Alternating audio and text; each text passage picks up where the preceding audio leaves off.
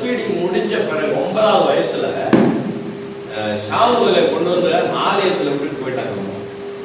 മുലകുടി മാറിയ സമയത്ത് 9 വയസ്സായപ്പോൾ സമൂഹത്തെ കൊണ്ടുവന്ന് സമൂഹത്തിന്റെ അമ്മ ഹന്ന ആരാധന ആലയത്തിൽ കൊണ്ടുവന്ന് വിട്ടിട്ട് പോയി. 9 വയസ്സുனா எவ்வளவு இருக்கும்? பிள்ளைகளோட வயசு தான் இருக்கும். ஏஜ் ஏஜ் எல்லாரும் ஒரே ஏஜ் தான். அந்த வயசுலிருந்து என்ன செய்யறாங்க? தேவனுடைய ஆலயத்துல வேலை பார்க்கறாங்க பிள்ளைகள். அம்மா விட்டுட்டு போயிட்டாங்க, ரொம்ப தூரத்துல இருக்கிறாங்க. கொண்டு வந்து தேவனுக்கு என்று பொருத்தனை பண்ணியிருந்தாங்க. எனக்கு ஒரு ஆம்பளை பிள்ளைய கொடுத்தவங்க பிள்ளைய பிறகு ரொம்ப நாளா பிள்ளை இல்லாம இருந்துச்சு. ஆண்டவர் ஒரு பொருத்தனை பண்ணோன்னா ஆண்டவர் ஒரு பிள்ளை கொடுக்கும், ஒரே ஒரு பிள்ளை கொடுக்குறாங்க. அப்ப ஆலயத்துக்கு வந்து தெய்வத்தோட ஒரு நேர்ச்சலாரும் அப்போ தெய்வம் ஒரு மகனை கொடுக்கும். அப்ப அவங்க என்ன பண்ணாங்க அப்படின்னா இருக்கிறது ஒரே ஒரு மகன், ஆக ஒரு மகனே உള്ളൂ. ரொம்ப நாளைக்கு பிறகு பிள்ளை இல்ல, அதுக்கு பிறகு கிடைச்ச ஒரு மகன். ஆனா பொருத்தனை என்ன? நீ எனக்கு ஒரு மகனை கொடுத்தா நான் உன்னுடைய ஊழியத்துக்காக ஒப்படைச்சிடறேன், கொடுத்துறேன் அப்படின்ட்டாங்க. കല്യാണം കഴിഞ്ഞിട്ട് ഒത്തിരി നാളായിട്ട് പിള്ളേരുണ്ടായിരുന്നു. ഒരേ നാളുകൾക്ക് ശേഷം ഉണ്ടായ ഒരു മകനാണ്. ആ ഉണ്ടായ ഒരു മകനെ ആലയത്തിൽ കൊടുക്കാമെന്ന് നേർച്ചയായി. ஏன் அப்படி கொடுத்தாங்க அப்படின்னு கேட்டீங்க, அநேக நாட்களாக பிள்ளைகள் இல்லாம இருந்ததுன்னா மலடி மலடி மலடி மலடி மலடின்னு சொல்லிக்கிட்டே இவங்க வந்து என்ன பண்ணாங்க? ஏளனம் பண்ணிட்டு இருந்தாங்க. மக்கள் இல்லாத காரணம் அവിടെയുള്ള ചുറ്റുപാടുള്ളവരെല്ലാവരും മച്ചി மச்சி மச்சி എന്ന് വിളിച്ചോണ്ടിരുന്നു. அதனால என்ன இப்ப அந்த என்ன சொல்றது, அந்த வெக்கத்தை தாங்க முடியாம அந்த வெக்கம் மறைக்கிறதுக்காக ஒரு பிள்ளையாவது கொடுத்தா போதும் ஆண்டவரே அப்படின்னு நினைச்சாங்க. அப்ப ആ വേദന നിന്ന് മാറ്റാൻ വേണ്ടി ദൈവത്തോട് ഒരു പിള്ളേരെ ആണെങ്കിലും തന്നാ മതി എന്ന് പറഞ്ഞു. சோ ஆண்டவர் ஒரு குழந்தையை கொடுத்தார், ஜெபத்தை கேட்டு ஒரு குழந்தையை கொடுத்தார். தெய்வம் ஆ பிரார்த்தனை கேட்ட ஒரு மகனை அவங்க என்ன பண்ணாங்க? அந்த குழந்தையை கொண்டு வந்து என்ன பண்ணிட்டாங்க? பொருத்தனையின்படியே என்ன பண்ணாங்க? கொஞ்சம் வயசு பிள்ளைய கொஞ்சம் கூடிய வயசு, அவனுக்கு அவங்க கேட்கறதெல்லாம் வாங்கி கொடுத்தவங்க இது பண்ணக்கூடிய வயசு. பிள்ளைங்க தாரோலிக்கிற சமயத்து குஞ்சின தாரோலிக்கிற சமயத்து அவனை கொண்டு வந்து ஆலயத்துல போட்டாங்க. ஆ சமயத்து குஞ்சின கொண்டு வந்து ஆலயத்துல. இப்ப இவன் ஆலயத்துல வேலை பார்த்துட்டு பாஸ்டருக்கு ஹெல்ப்பரா இருக்கிறாங்க. இப்ப அவன் என்ன செய்யணும்? ஆலயத்துல அவருடைய தேவதாசனை சேவை செய்யணும். பாஸ்டர் சொல்லானே கடையில போய் சீனி வாங்கிட்டு வாடா அப்படிம்பாரு. இப்ப போவாங்க, அதில் செய்வாங்க. பாஸ்டர் வரை போய் பஞ்சசார வச்சோம்னா பஞ்சசார பால் வாங்க போவாங்க, பால் வாங்க போவான். பால் வச்சோம்னா இதான் வேலை. ஊழியர்னா அவனோட வேலை இதுதான்.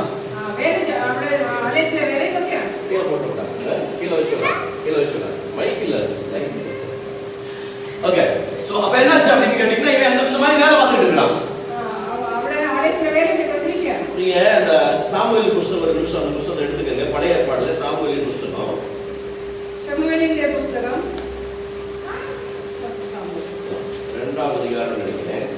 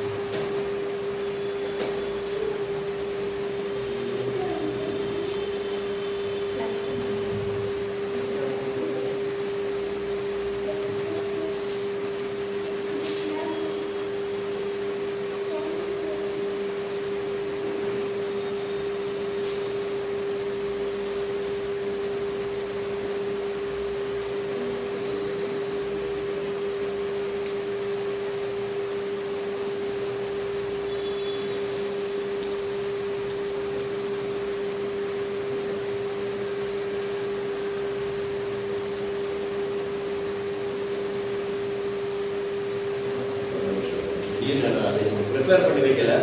திடீர்னு பரிசுத்த ஆவியானவர் என்னுடைய மனதில் கொடுத்த பிள்ளைகளை எப்படி தேவன் ஆசீர்வதிப்பார் அப்படின்ற காரியத்தை நீங்க தெரிந்து கொள்ளும்படியாக நான் சொல்றேன்.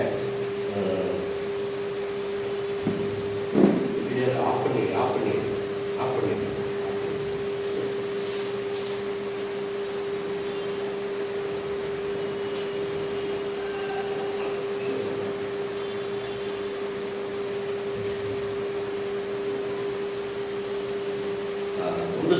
புஸ்தகம் 2வது அதிகாரம் நினைக்கிறேன்.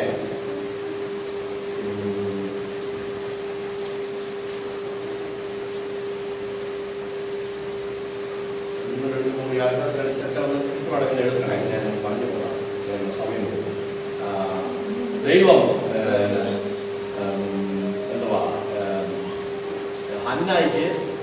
5 കുഞ്ഞുങ്ങളെ കൊടുത്തെന്ന് പറഞ്ഞൊരു ഭാഗം എഴുതി. 2-ാം അധ്യായത്തിലാണോ 3-ാം അധ്യായത്തിലാണോ എന്ന് അറിയില്ല. ഒന്ന് എഴുതണം, என்னை பற்றி പറഞ്ഞു. ஸோ நீங்க எல்லாம் கவனிங்க. அங்க ஆண்டவர் என்ன பண்றாரு, இந்த அம்மா என்ன பண்றாங்க, ஒரு பிள்ளைய ஆண்டவர் சமூகத்துல கொண்டு போய் கொடுக்குறாங்க. இருந்தது ஒரே ஒரு பிள்ளை. அன்னைக்கு உண்டாயது ஆதி ஒரு மகனான ആ മകനെ കൊണ്ടുവന്ന് ആലയത്തിൽ കൊടുത്തു. പിന്നെ വേറെ പിള്ളை கிடையாது. പിന്നെ അവരുടെ മക്കളില്ലായിരുന്നു. பிள்ளைகளை வச்சு கொஞ்சம் அவங்க பேசணும், அவன் சின்ன பையன், அவன் கேட்கறத வாங்கி கொடுக்கணும், ஒரு வாய்ப்பு கிடையாது. കുഞ്ഞ പയ്യനാണ്, അവർ എന്തെങ്കിലും ചോദിച്ചാൽ വാങ്ങിച്ചു കൊടുക്കണം ഒന്നുമില്ല. அநேக நாட்களா என்ன பண்றாங்க, பிள்ளை இல்லாம இருந்து கிடைச்ச பிள்ளை, പിള്ളേരിൽ ഇല്ലാതിരുന്നു ഉണ്ടായ ഒരു മകൻ.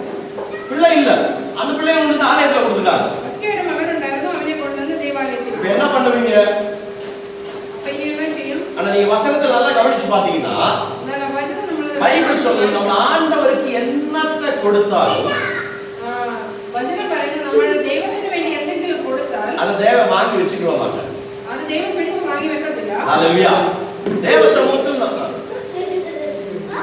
2:2 அதிகாரம், சாமுவேல் புத்தகம் 2 அதிகாரம் 21 நினைக்கிறேன். அந்த வசனத்தை கொஞ்சம் எடுத்து படிங்க. 21. அது படி. அது படி.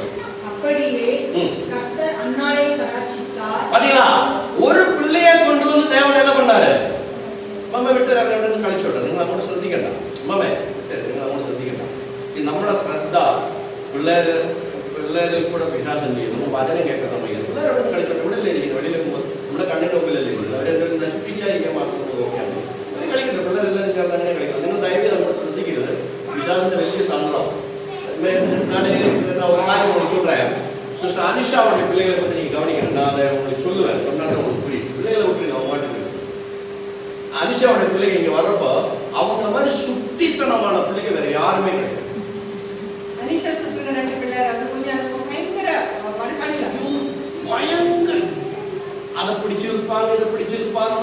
ஒரு நிமிஷம் கூட அவங்களை உட்கார வைக்க முடியாது, சண்டை போட்டுட்டே இருப்பாங்க. ஒரு நிமிஷம் போய் வரவே இல்லை. 2 பேரும் அவங்க பாடுபட்டாங்க. இதனாலே அவங்க சர்ச்சுக்கே வரல. அதனால அவங்க சர்ச்சுக்கு போகல. நான் ஒன்றும் சொல்ல மாட்டேன், ஆனா அவங்களுக்கு ஒரு மாதிரி என்ன பிள்ளைங்க வந்து டிஸ்டர்ப் பண்றாங்க, மற்றவங்களுக்கு டிஸ்டர்ப் ஆகுங்க அப்படின்னு சொல்லிட்டு அவங்களுக்கு நான் சொல்லி எனக்கு எந்த பிரச்சனையும் கிடையாது. பிள்ளைகள் ஆடட்டும் பாடட்டும், ஒரு பிரச்சனையும் கிடையாது. நான் பிரசங்கம் பண்றப்ப எனக்கு அதுலேயே கான்சன்ட்ரேஷன் இருக்கு. நீங்க அதனால கவனிக்காதீங்க, நீங்க என்னையே கவனிச்சுட்டே இருக்கீங்க. ஆனா இவங்களுக்கு ஒரு சங்கடம். 2 வாரம் அவங்க சர்ச்சுக்கே வரல. 2 நாள் சர்ச்சுக்கு வர இல்லை, பிள்ளைங்க சொல்லி நான் சொல்லிட்டேன், நீங்க அவங்களை கொண்டு வந்து சர்ச்சில் நீங்க வராமல் இருக்கக்கூடாது, பிள்ளைகளை கொண்டு வந்து விட்டுருங்க, அவங்க என்ன பண்ணாலும் நீங்க கவலைப்படாதீங்க அப்படின்னு. உங்களுக்கு ஒரு விஷயம் தெரியுமா, இப்போ விளையாடிட்டு இருக்கிறாங்கல்ல, ஓகே விளையாடிட்டு இருக்கிறாங்க, பட் ஆனா அவங்க நம்ம சொல்றதுல கவனிப்பாங்க. விளையாடிட்டு நம்ம என்ன நினைக்கிறோம், விளையாடிட்டு இருக்கா அப்படின்னு சொல்லிட்டு நம்ம என்ன சொல்லுகிறோமோ அது முழுசு பிள்ளையை கவனிப்பாங்க.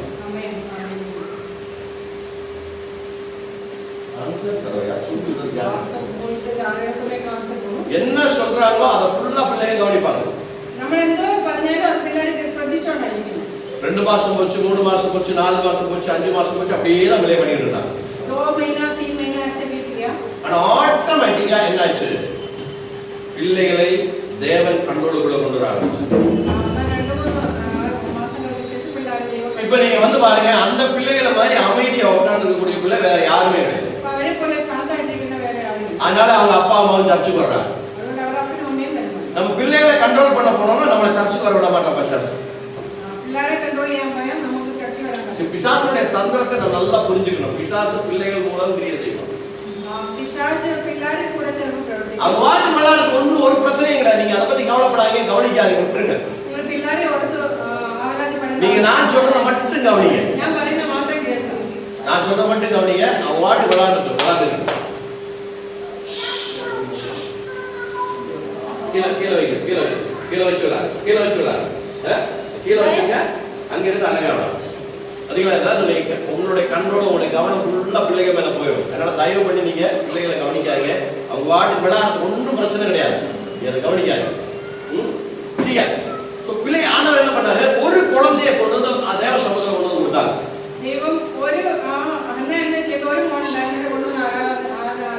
நம்ம ஐயோ ஒரே ஒரு பிள்ளை இருக்கு, அந்த பிள்ளையே கொண்டு வந்து கொடுத்துட்டோமே அப்படின்னு சொல்லி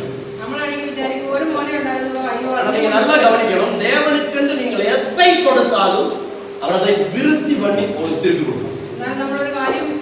വിചാരിക്കണം ദൈവത്തിന് നമ്മൾ എന്തെങ്കിലും കൊടുത്താൽ അത് മടക്കി വലുതാക്കി വർദ്ധിപ്പിച്ച് വർദ്ധിപ്പിച്ച് ஆமென் அத விருத்தி பண்ணுவார் ஆண்டவர் നമുക്ക് വർദ്ധിപ്പിച്ച് മടക്കി படிங்க 21வது அதிகாரம் வசனத்தை படிங்க இரண்டாவது ஃபர்ஸ்ட் சாமுவேல் chapter 2:21 அப்படியே கர்த்தர் அன்னாரை கடாட்சித்தார் அப்படியே கர்த்தர் அன்னாரை கடாட்சித்தார் ദൈവം ഹന്നായെ നോക്കി அடுத்து அவள் கர்ப்பம் தரித்து 3 குமாரரையும் பாத்தீங்களா ஒரு குழந்தை கூட இல்லாம இருந்த இடத்துல தான் தேவ சமூகத்துல போய் ஜெபிச்சோம்னா ஒரு குழந்தை ஆண்டவர் கொடுத்தாரு. ஐயோ ஒரு குழந்தை ஆண்டவர் கொடுத்தாரு, இந்த குழந்தை நான் விட்டு கொடுக்க மாட்டேன் அப்படின்னு சொல்லி வீட்டுல வச்சிருந்தாங்கன்னா அந்த ஒரு குழந்தை மட்டும்தான் இருந்தது.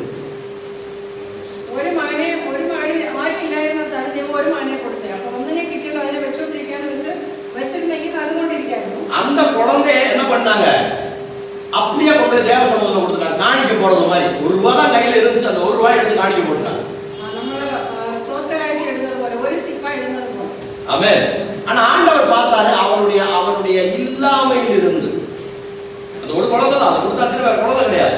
அந்த இல்லாமையில் இருந்து தேவனுக்கு கொடுத்த பொழுது தேவன் அதை பார்த்து தேவன் என்ன பண்ணாரு, அதை ஆசீர்வதித்து பெருக பண்ணி கண்ணாடிக்கு திரும்ப.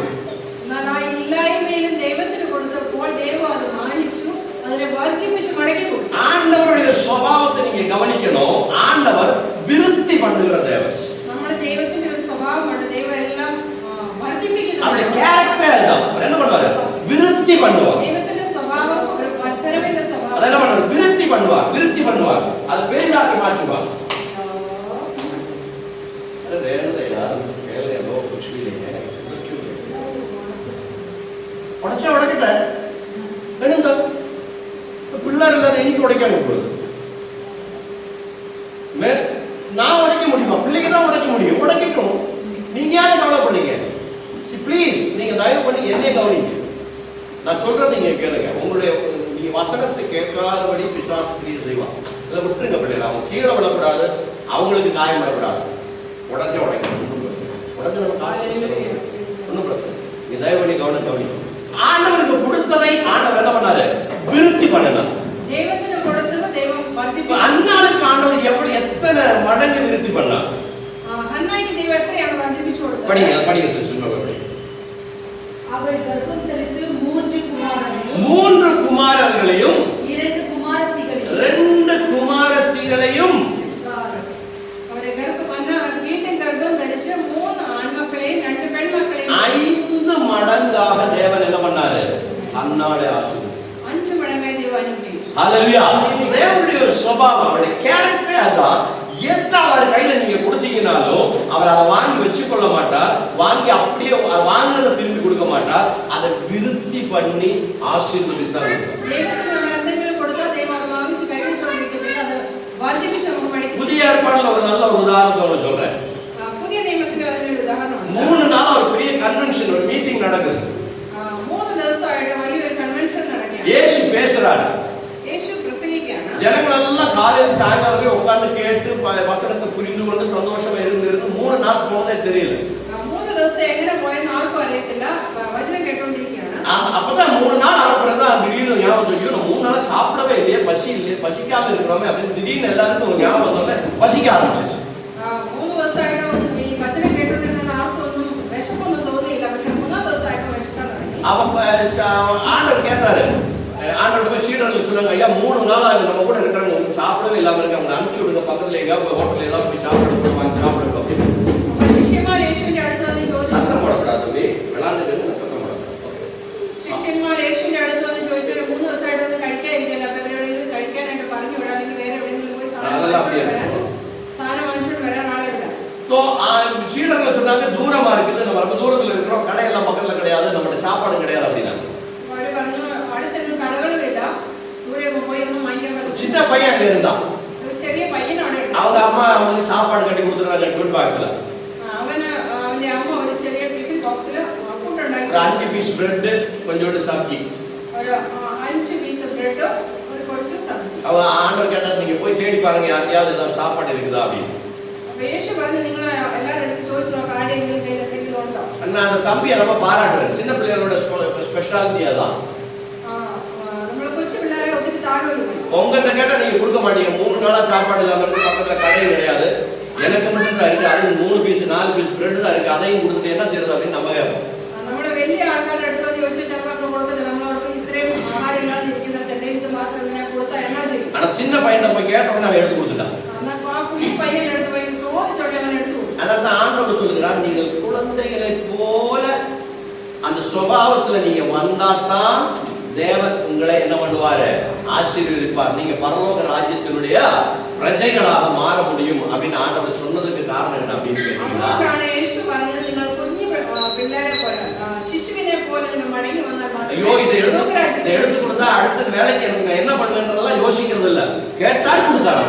ആ പയ്യൻ ആലോചിച്ചില്ല ഞാൻ ഇനി ഇത് കൊടുത്തു കഴിഞ്ഞാൽ എന്തോ ചെയ്യും, നമ്മൾ ചോദിച്ച ഉടനെ തന്നെ എടുത്തു കൊടുക്കും. அதான் ஆண்டவர் என்ன கேட்டாலும் நம்ம கொடுக்கணும், அவர்கிட்ட கேள்வி கேட்கக்கூடாது. அப்படின்னா தேவன் அதை ஆசீர்வதித்து திருப்பி கொடுப்பார். ദൈവം എന്തെങ്കിലും നമ്മളോട് ചോദിച്ചാൽ ഉടനെ തന്നെ അവൻ കൊടുക്കണം, അല്ലെ ചെയ്യണം. நடந்தது என்ன தெரியுமா? அந்த 5 அப்பத்தை 2 மீன் எடுத்து ஆண்டவர் ஆசீர்வதித்தாரு. அங்க இருக்கிற 5000 பேர் சாப்பிடுற அளவுக்கு விருத்தி பண்ணாரு. அது மட்டும் இல்ல, 12 கூடைகள் நிறைய அதை எடுத்தார். അവിടെ ഇരുന്ന് 5000 പേരും അത് കഴിച്ചു. ബാക്കി 12 കൊട്ടകൾ നിറച്ച് എടുത്തു. ஆமென் ஆமென். ஆண்டவருக்கு எதை கொடுத்தாலும் அவர் அதை விருத்தப்பட்டு கொடுப்பார். നമ്മുടെ ദൈവത്തിന് എന്തെങ്കിലും നമ്മൾ കൊടുത്താൽ അത് വർദ്ധിപ്പിച്ച് നമുക്ക് മടക്കി തരും. ஹalleluya, praise the Lord. சோ அத நீங்க நல்லா கவனிங்க, அது தேவனுடைய சுபாவம். அது ദൈവത്തിന്റെ സ്വഭാവം. ஆனா இத பத்தி நம்ம தெரிந்து கொள்ளாமல் இருக்கிற மட்டும் தேவன் நம்மை ஆசீர்வதிக்க முடியாது. നമ്മൾ எப்போ வரைக்கும் அது അറിയാതെ ഇരിക്കുന്നു അതുവരെ നമുക്ക് ആ അനുഗ്രഹം പ്രാപിക്കാൻ. அவர் எப்படி ஆசீர்வதிக்கிற தேவன் என்பதை பற்றி, தேவனுடைய சுபாவத்தை பற்றி நாம் தெரிந்து கொள்ள வேண்டும். ദൈവം നമ്മളെ എങ്ങനെ അനുഗ്രഹിക്കുന്ന ദൈവമാണെന്ന് നമ്മൾ മനസ്സിലാക്കണം. ஒரு வாரம் நம்ம படிச்ச வசனத்தை திரும்பி வருவோம். നമ്മൾ വായിച്ച വചനത്തിന്റെ മടങ്ങി വരാം. எதை படிச்சோம்? கலாத்தியர் 4ஆம் அதிகாரத்தை படிங்க, முதல் வசனத்தை படிங்க. கலாத்தியர் 4:1.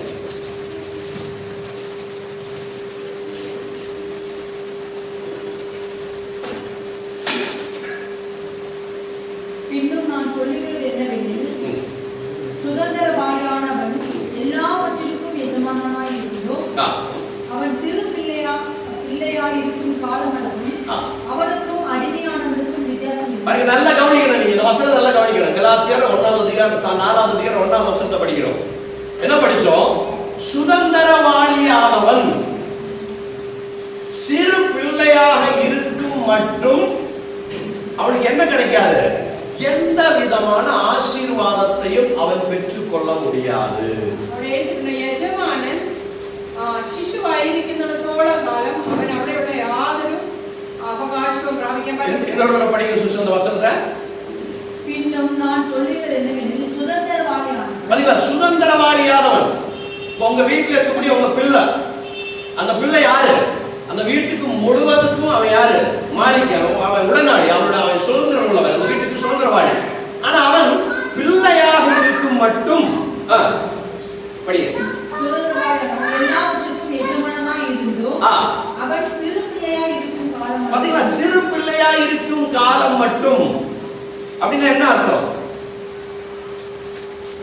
அப்படின்னா என்ன அர்த்தம்? சிறு பிள்ளையா இருக்கும் காலம் மட்டும்னா என்ன அர்த்தம்? ശിശുവായിരിക്കുന്നിടത്തോളം കാലം. അതിന്റെ അർത്ഥം அப்படின்னா என்ன அர்த்தம்? ശിശുവായിരിക്കുന്നിടത്തോളം കാലം. அந்த வீட்டை பற்றி நான் உங்களுக்கு புரியுற மாதிரி சொல்றேன். உங்க வீட்டுல இருக்கக்கூடிய உங்க பிள்ளைங்க, இந்த பிள்ளைகளா இருக்கும் மட்டும் அவர்களுக்கு என்ன கிடைக்காது? எல்லாவித ஆசீர்வாதங்களையும் உங்களுடைய நன்மைகளை அவங்களுக்கு கிடைக்காது. அதான் ശിശുക്കൾ അവര് കുഞ്ഞുങ്ങളായിരിക്കുന്നിടത്തോളം കാലം നിങ്ങളുടെ മുഴുവൻ അനുഗ്രഹങ്ങൾ അവർക്ക് പ്രാപിക്കാൻ കഴിയത്തില്ല. இப்ப நம்ம உயிர் எழுதுறோம் இல்லைங்களா? உயிர்னா என்ன சொல்றது? அப்பன எழுதி கொடுக்கிறது வீடொക്കെ எழுதி കൊടുക്കുന്നില്ല നമ്മള്. അതിനെന്താ പറയുന്നത്? അപ്പ മക്കൾക്ക് എഴുതി കൊടുക്കത്തില്ല, എന്താ പറയുന്നത്?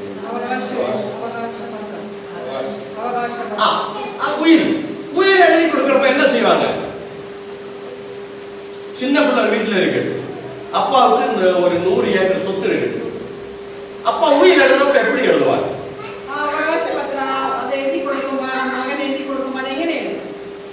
எப்படி எழுதுவாங்க தெரியுங்களா? எப்ப இந்த பிள்ளை மெச்சூர் ஆகுறானோ, எப்போ ഈ മകൻ പ്രായമാകുമോ, அப்பதான் இந்த உயிரை, இந்த 100 ஏக்கரையும் அவன் என்ன பண்ண முடியும்?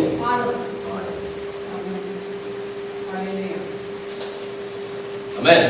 சின்ன பிள்ளை அது வரைக்கும் அது 18 வயசுக்கு கீழே இருக்கிறது வரைக்கும் அவன் தான் ஓனர். ഡൗട്ടേ கிடையாது. ആ പയ്യനാണ് അതിന്റെ അവകാശി. പക്ഷേ അവൻ അവകാശം 18 വയസ്സ് കഴിഞ്ഞാൽ മാത്രമേ പൂർണ്ണമായിട്ട് ലഭിക്കൂ. ஆனா அதை செயல்படுத்த, அதை அதிகாரப்படுத்த, அதில் இருக்கக்கூடிய நன்மைகளை பெற்றுக்கொள்ள அவனால முடியாது. അതിനുള്ളിൽ ഇരിക്കുന്ന അനുഗ്രഹങ്ങളെ മുഴുവനായിട്ട് ഉപയോഗിക്കാൻ അവന് കഴിയില്ല. ஏன்னா மெச்சூரிட்டி ஆகல. എന്തുകൊണ്ടെന്നാൽ അവന് പ്രായമായില്ല. அதே நான் வசனம் சொல்லுகிறது, நாம் தேவனுடைய பிள்ளைகள் என்று சொல்லி இருந்தாலும் வேதத்தினுடைய ஆசீர்வாதங்களை புரிந்து கொண்டு ஆவிக்குரிய மெச்சூரிட்டிக்குள்ள நம்ம வரலன்னா தேவனுடைய இந்த ஆசீர்வாதத்தை நாம் பெற்றுக்கொள்ள முடியாது. അതേ സെയിം തിങ് ആണ് ഇത്.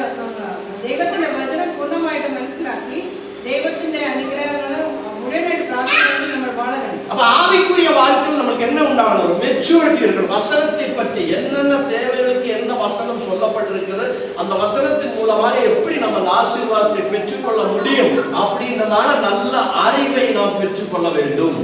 ആത്മാവിൽ വളരണം. വചനം വായിച്ച് വചനത്തിൽ എന്തെഴുതിയിരിക്കുന്നതിനനുസൃതമായി നമ്മളെ വളർത്തണം. சில பேர் பாத்தீங்கன்னா சர்ச்சுக்கு வருவாங்க, வருஷக்கணக்கில் சர்ச்சில் இருப்பாங்க, ஆனா எந்த விதத்திலையும் ஆசீர்வதிக்கப்பட மாட்டாங்க. കുറെ പേര് നമുക്കറിയാം ഒത്തിരി നാളായിട്ട് കുറെ പഴയ ആൾക്കാരായിട്ട് അവർ പെർമനന്റ് ആയിട്ട് ചർച്ച ஒருவேளை தரித்திரத்தில் இருக்கக்கூடிய ஒரு குடும்பமா இருக்கும், தரித்திரத்துல சர்ச்சுக்கு வந்திருப்பாங்க, ஏதோ ஒரு நோய் நொடி ஏதோ ஒரு பிரச்சனைனால பாஸ்டர் போனாலும் ஜெபிச்சாரு, யாரோ போனாலும் ஜெபிச்சாங்க, விடுதலை பெற்றாங்க, சர்ச்சுக்கு வர சொன்னாங்க, சர்ச்சுக்கு வர்றாங்க. അവര് ചർച്ചിൽ വന്നത് തന്നെ ഒരു വ്യത്യാസമായ രീതിയിലായിരിക്കാം. അവർക്ക് രോഗമോ ദുഃഖമോ അല്ല വേറെ എന്തെങ്കിലും പ്രയാസം ഉണ്ടാകും, പാസ്റ്റർ പോയി പ്രാർത്ഥിച്ചായിരിക്കും അവർ ചർച്ചിൽ വന്നത്. ஆனா 10 வருஷமாச்சு 20 வருஷமாச்சு இப்பொழுதும் அந்த தரித்திரத்திலேயே வாழ்ந்துட்டு இருப்பாங்க. എന്നാൽ 10 വർഷം കഴിഞ്ഞ് 20 വർഷം കഴിഞ്ഞ് ഇപ്പോഴും ആ ദാരിദ്ര്യത്തിൽ തന്നെ ആയിരിക്കുന്നതായിരിക്കും. அதுக்கு காரணம் என்ன தெரியுங்களா? അതിന് കാരണം എന്നാ? அவங்க ஜெபிக்காம இல்ல, അവര് പ്രാർത്ഥിക്കാതെ அவங்க ஊழியத்துக்கு பைசா கொடுக்காம இல்ல, അവര് ആലയത്തിൽ പൈസ കൊടുക്കും, காணிக்கை போடாம இல்ல, ஆராதனைக்கு வராம இல்ல, எல்லா சர்ச்சினுடைய ஆக்டிவிட்டீஸையும் அட்டெண்ட் பண்ணுவாங்க. ஆனா தேவனுடைய வார்த்தையை அவர்கள் புரிந்திருக்க மாட்டாங்க. ദൈവത്തിന്റെ വചനം അവര് മനസ്സിലാക്കുന്നില്ല. அதனால என்ன ஆகுது அப்படின்னு கேட்டீங்கன்னா அவங்களுக்கு மெச்சூரிட்டி இல்லாம போயிடும். അതുകൊണ്ട് തന്നെ അവർ വളരുന്നില്ല. தேவனுக்கு தேவனுடைய ஆசீர்வாதங்களை அவர்களுக்கு கொடுக்க முடியாமல் போகிறது. അതുകൊണ്ട് ദൈവം പൂർണ്ണമായി അവരെ അനുഗ്രഹിക്കാൻ ദൈവത്തിന് കഴിയില്ല. நம்ம தேவ சமூகத்துல வருகிற பொழுது நம்ம என்ன ஆகிறோம்? ஆவிக்குரிய மெச்சூரிட்டி நமக்கு கொண்டு வரணும். നമ്മൾ ദേവാലയത്തിൽ വരുമ്പോൾ നമ്മൾ ആത്മീയമായി വളർന്നുകൊണ്ടിരിക്കണം. அல்லேலூயா. ஆவிக்குரிய மெச்சூரிட்டி உள்ளவர்களாக நாம் வாழ வேண்டும். ആത്മീയ ജീവിതത്തിൽ നമ്മൾ വളരുന്നവരായിരിക്കണം. அதுக்கு நம்ம என்ன செய்யணும்? தேவனுடைய வார்த்தையை கற்றுக்கொள்ள வேண்டும். അതുകൊണ്ട് നമ്മൾ എന്ത് ചെയ്യണം? ദൈവത്തിന്റെ വചനം മനസ്സിലാക്കണം. இந்த வசனம் எனக்கு என்ன சொல்லுகிறது? இந்த வசனம் எனக்கு என்ன ஆசீர்வாதத்தை தரும்? இந்த வசனம் எனக்கு என்ன சௌக்கியத்தை தரும்? இந்த வசனம் என்னுடைய சாபத்தை எப்படி மாற்றும்? அதை நன்றாக நாம் தெரிந்து கொள்ள வேண்டும். നമ്മൾ കേട്ട വചനം എന്റെ ജീവിതത്തിൽ എങ്ങനെ ക്രിയ ചെയ്യും, അതെന്റെ ജീവിതത്തിൽ എന്ന് രോഗം മാറ്റുമോ ശാപം മാറ്റുമോ എന്ന് നമ്മൾ ചിന്തിക്കണം. அந்த அறிவு நாம் எப்பொழுதும் கிடைக்கிறதோ அப்பொழுதுதான் நம்முடைய வாழ்க்கையில் விடுதலை உண்டாகும். ആ വചനം നമ്മൾ പൂർണ്ണമായി മനസ്സിലാക്കുമ്പോൾ മാത്രമേ നമ്മുടെ ജീവിതത്തിൽ വിടുതൽ ഉണ്ടാകൂ. அதுக்கு முக்கியமான ஒரு காரியம் அதை தெரிந்து கொள்ள வேண்டும்னா முக்கியமான ஒரு காரியம் என்ன அப்படின்னு கேட்டீங்கன்னா ஜெபம். അത് മനസ്സിലാക്കണമെങ്കിൽ നമ്മൾ എന്ത് ചെയ്യണം? പ്രാർത്ഥിക്കണം. நாம் தேவனிட்ட கேட்க வேண்டும், ஆண்டவரே உம்முடைய வசனத்தில் இருக்கக்கூடிய அந்த வல்லமை, உம்முடைய அந்த ஆசீர்வாதங்கள் நீ என்ன எனக்கு உயிர் எழுதி வைத்திருக்கிறாய், அதை எனக்கு தெரியப்படுத்த வேண்டும் என்று சொல்லி நாம் தேவ சமூகத்தில் ஜெபிக்க வேண்டும். നമ്മൾ ദൈവസന്നിധിയിൽ പ്രാർത്ഥിക്കണം. ദൈവമേ ഈ പറഞ്ഞ വചനത്തിൽ എനിക്ക് എന്നാ അവകാശം പ്രാപിക്കാൻ പറ്റും, എന്നാ അനുഗ്രഹം പ്രാപിക്കാൻ പറ്റും നമ്മൾ കേൾക്കണം. அப்பொழுது ஆண்டவர் என்ன சொல்வார்? நமக்கு என்ன செய்வார்? நமக்கு அதை வெளிப்படுத்தி கொடுக்க ஆரம்பிப்பார். അപ്പോൾ ദൈവം അത് നമുക്ക് മനസ്സിലാക്കി തരാൻ തുടങ്ങും. நாம் வளரும்படியான தேவன் கிருபை செய்வார். ஆவிக்குரிய காரியங்களை நாம் வளர முடியும். ആത്മീയ മണ്ഡലത്തിൽ നമുക്ക് വളരാൻ സാധിക്കും. ஜெபம்னா என்ன அப்படின்றத இன்னைக்கு காலையில நாம் சிந்திக்க போறோம். പ്രാർത്ഥന എന്നാൽ എന്നാണ് ഇന്നത്തെ நிறைய பேர் ஜெபம்னா தவறாக எடுத்துக்கொண்டிருக்கிறாங்க. நிறைய பேர் ஒത്തിരി പേര് പ്രാർത്ഥനയെ ചില വ്യത്യാസമായ രീതിയിലാണ്. ஒரு வசனத்தை சீக்கிரமா படிப்போம். லூக்கோஸ் எழுதின சுவிசேஷம் 18ஆம் அதிகாரம் 1ஆவது வசனத்திலிருந்து 7ஆவது வசனம் வரைக்கும் இருக்கக்கூடிய பாகங்களை நான் தொடர்ந்து படிக்க போறோம். லூக்கா 8ஆவது அதிகாரம் Luke chapter 8.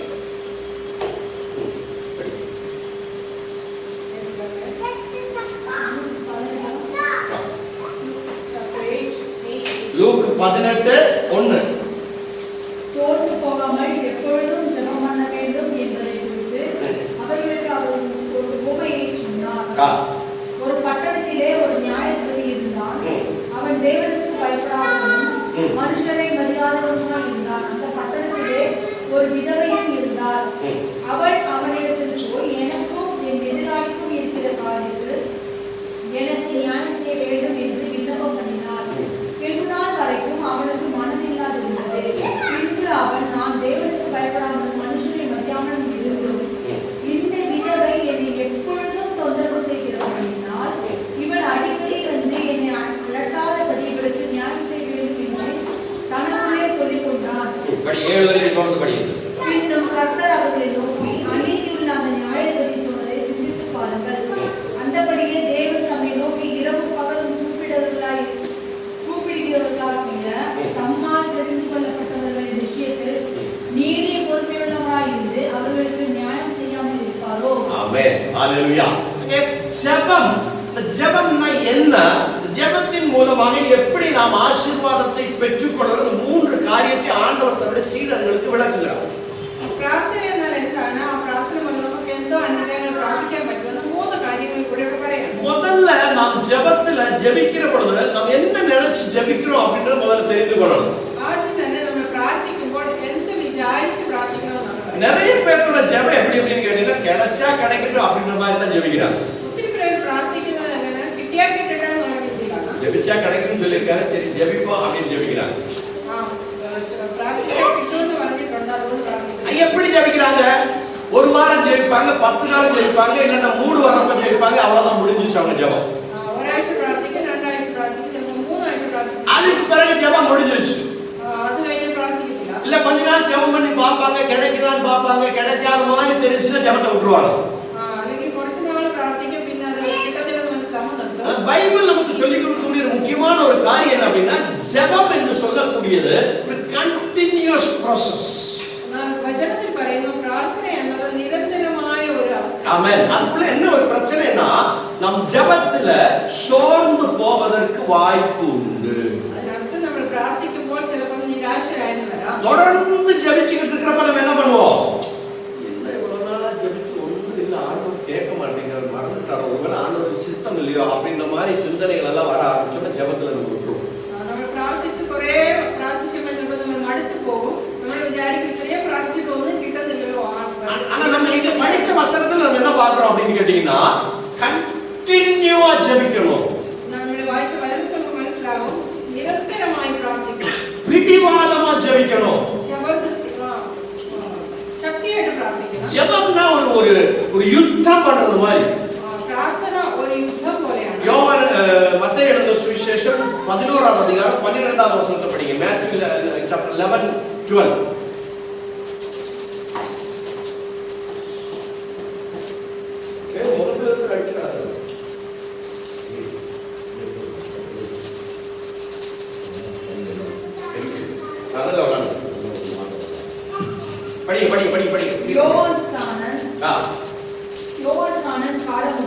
யோவான் ஸ்நானன் காலத்திலிருந்து பரலோக ராஜ்யத்தை என்ன பண்றாங்க? பலவந்தம் பண்ணுகிறார்கள். யோவான் ஸ்நானன் நாள் முதல் தெய்வராஜ்யத்தை நமக்கு பலாத்காரம் செய்கிறார்கள். யார் பலவந்தம் பண்ணுகிறார்களோ அவர்கள் அதை பெற்றுக் கொள்ளுகிறார்கள். ആര് അതിനെ ശക്തമായിട്ട് പിടിക്കുന്നു, ആര് ബലാത്കാരം ചെയ്യുന്നു അവരതിനെ പ്രാപിക്കുന്നു. ആര് ബലാത്കാരമായി അതിനെ പിടിച്ചെടുക്കാൻ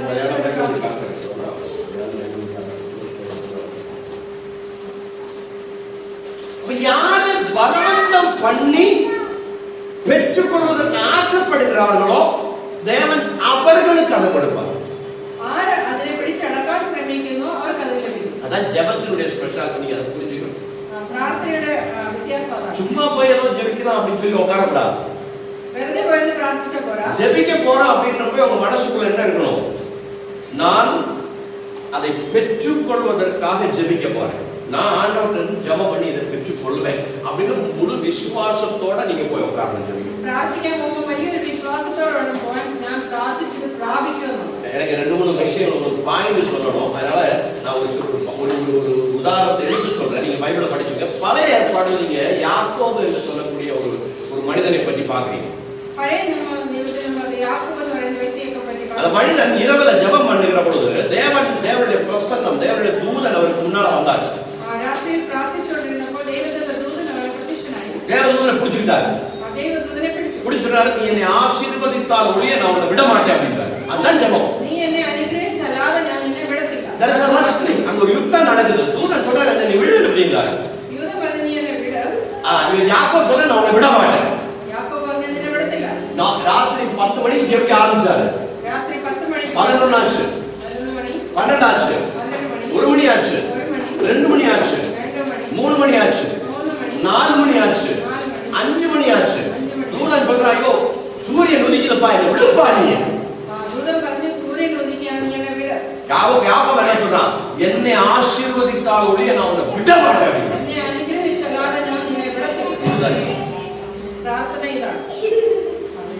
தேவ சமூகத்தில் நம்ம போய் உட்கார்றப்போ தேவன் நம்மை நம்முடைய ஜெபத்தை, நம்முடைய வேண்டுதல், நம்முடைய விண்ணப்பங்களை கேட்டு அதற்கு பதில் கொடுப்பார் என்றால் முழு விசுவாசம் உங்களுக்கு என்னைக்கு இருதயத்தில் வருதோ அது வரைக்கும் தொடர்ந்து ஒவ்வொரு நாளும் நீங்க அதுக்காக செய்வீங்க. எப்போ வரை உங்களுடைய ஹிருதயத்தில் உடைச்ச விசுவாசம் வருதோ அப்போ வரை நீங்கள் பிரார்த்திக்கணும். இந்த யாக்கோபுடைய வாழ்க்கையில் என்ன நடந்துச்சு தெரியுங்களா? யாக்கோபுடைய ஜீவிதத்தில் என்ன நடந்தது? யாக்கோபுன்னு சொல்லக்கூடிய அந்த பேர்ல இருக்கிற மனிதனை தேவன் அவருடைய பேரை மாற்றினார், அவருடைய ஹிஸ்டரியை மாற்றினார், அவருடைய எல்லாவற்றையும் தேவன் மாற்றி விட்டார். அந்த ஒத்த ஜெபத்தில் ഒരു പ്രാർത്ഥന മൂലം യാക്കോബ് എന്ന വ്യക്തിയുടെ ജീവിതത്തെ ദൈവം മാറ്റി, അവന്റെ പേര് പോലും മാറ്റി. யாக்கோபு என்று சொல்லக்கூடிய பேரை தேவன் இஸ்ராயேல் என்ற பெயர்ல மாற்றி விட்டார். യാക്കോബിന്റെ പേര് ദൈവം ഇസ്രായേൽ എന്നാണ്. உங்களுக்கு தெரியுமா, இந்த உலகத்துல முழு உலகத்தையும் கண்ட்ரோல் பண்ணும்படியாக ஒரு ராஜ்யம் இந்த உலகத்துல இருக்கு அப்படின்னு சொன்னா இஸ்ரவேல் என்று சொல்லக்கூடிய ராஜ்யம் தான். ഇത്രയും വലിയ ഒരു ദുനിയായെ മുഴുവനും ഭരിക്കുന്നത് ആ ഒരു ചെറിയ രാജ്യത്തിന് സാധിക്കും. எவ்வளவு இருக்கு நினைக்கிறீங்க அந்த தேசம்? ആ രാജ്യം എത്രയുണ്ട്? டெல்லியில 3ல் 2 பகுதி தான். டெல்லி கூட பெருசு இஸ்ரவேலை விட. ஆனா அந்த இஸ்ரவேல் சொல்லக்கூடிய தேசம் எவ்வளவு இருக்கு அப்படின்னு கேட்டீங்கன்னா, டெல்லியை 3 துண்டா போட்டுட்டு 2 துண்டை சேர்த்து வச்சா எவ்வளவு இருக்குமோ அவ்வளவுதான் அந்த தேசம். മുഴുവൻ ജില്ലയെ നമ്മൾ ഒന്നിച്ച് ചേർത്തിട്ട് അതിനെ 3ആയിട്ട് ഭാഗിച്ചിട്ട് അതിനെ 2 ഭാഗം. முன்னாள் நான் இதுல FB-ல Facebookல ஒரு வீடியோ பார்த்துட்டு இருப்பாங்க. இஸ்ரவேல் ஜனங்களை பற்றி சொல்லியிருக்கிறாங்க. இஸ்ரவேலில் இல்லாத டெக்னாலஜி கிடையாது. இஸ்ரேலில் ആ രാജ്യത്തില്ലാത്ത ടെക്നോളജികളൊന്നും இன்னைக்கு நம்ம பார்க்கக்கூடிய மெடிக்கலா இருக்கட்டும், சயின்டிபிக்கா இருக்கட்டும், டிஃபென்ஸ்ல இருக்கக்கூடிய இதா இருக்கட்டும், எந்த காரியம் வரும் அதனுடைய எல்லா துவக்கம் இஸ்ரவேலில் இருந்தா. அவங்கள் கண்டுபிடித்தவர்கள் அவர்கள் செஞ்ச காரியத்தை தான் நம்ம யூஸ் பண்றோம்.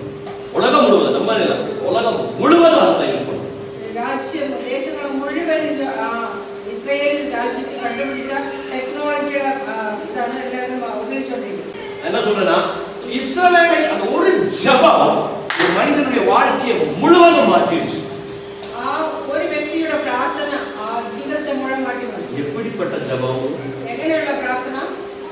பதில் கிடைக்கும் வரைக்கும் சோர்ந்து போகாமல் ஜெபிக்கக்கூடிய ஜெபம். മറുപടി ലഭിക്കുന്നത് വരെയും മടുത്തു പോകാതെയുള്ള ആ പ്രാർത്ഥന. ஆமென்.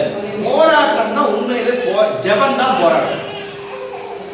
இல்ல கண்ணை மூடிட்டு இது ஒரு போராட்டமா இருக்கு, அங்க ஒரு போராட்டம் இருக்கு, மூலையில ஏதோ புளிய சொல்லி போட்டிருக்காங்க, அது ஒரு போராட்டம். அதெல்லாம் போராட்டம் கிடையாது. போராட்டம், யுத்தம், வார், சண்டை, ரஸ்டிங் அப்படின்னு சொன்னா என்ன அப்படின்னா, ஜெபத்துல சோர்ந்து போகாமல் தேவனிடத்தில் இருந்து ஆசீர்வாதத்தை பெற்றுக்கொள்ளும் மட்டும் தேவ சமூகத்தை அவரை துதித்து அவரை ஆராதித்து அவருக்கு நன்றி செலுத்தி போவதுதான் ஜெபம். அதுதான் போராட்டம். നമ്മുടെ ജീവിതത്തിലെ വെല്ലുവിളി എന്താണ്? നമ്മുടെ ജീവിതത്തിൽ പ്രാർത്ഥനയിൽ നമ്മൾ വെച്ചിരിക്കുന്ന വിഷയങ്ങൾ അത് വിശ്വാസത്തോടെ പ്രാപിച്ചെടുക്കണമെന്നുള്ള വിശ്വാസം അതാണ്. ஜெபம்னா என்ன அப்படின்ற ஒரு சில காரியங்களை உங்களுக்கு சொல்ல போறேன். പ്രാർത്ഥന എന്നാൽ എന്താണെന്നുള്ളതാണ്. What is prayer? എന്താണ് പ്രാർത്ഥന? என்னங்க ஜெபம்? പ്രാർത്ഥന ஒரு എന്താണ്? வசனத்தை படிங்க. லூக்கா 6ஆம் அதிகாரம் 13 இருந்து 12 வரைக்கும் இருக்கக்கூடிய வசனம். 12 இருந்து 13 வரைக்கும் இருக்கக்கூடிய வசனம். லூக்கா நியூ டெஸ்டமென்ட் புதிய ஏற்பாடுல 4வது புத்தகம், 1 2 3வது புத்தகம். லூக்கா Luke chapter 6 6வது அதிகாரம் verse 12. 12 13 வசனத்தை படிங்க.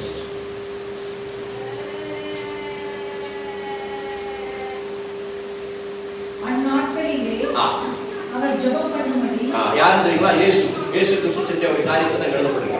அந்த நாட்களிலே இயேசு ஜெபம் பண்ணும்படி ஒரு மலையின் மேல் ஏறி ராம் முழுவதும் தேவனை நோக்கி ஜெபம் பண்ணி கொண்டிருந்தார். ஆமென். ஜெபத்தினுடைய முதல் பாயிண்ட் என்ன அப்படின்னு கேட்டீங்கன்னா, ஜெபம் தேவனோடு சேர்ந்து நேரத்தை செலவிடும்.